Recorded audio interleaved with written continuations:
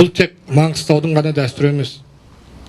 Мына судың азайған жерде қайырлап ең бір тереңінде қалатыны сияқты, бұл әртүрлі қым-қиғаш замандарда бұл қазақ даласының бәріне ортақ салт дәстүр.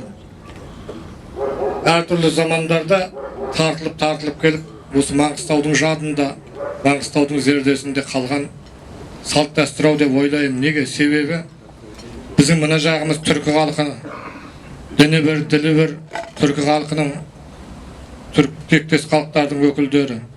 Сондықтан қиын заман болғанмен біз өзіміздің дінімізді, салтымызды, осындай қағидаларымызды сақтауға Қазақстанның басқа жағындағы қазақтардан гөрі көбірек мүмкіндігіміз болды.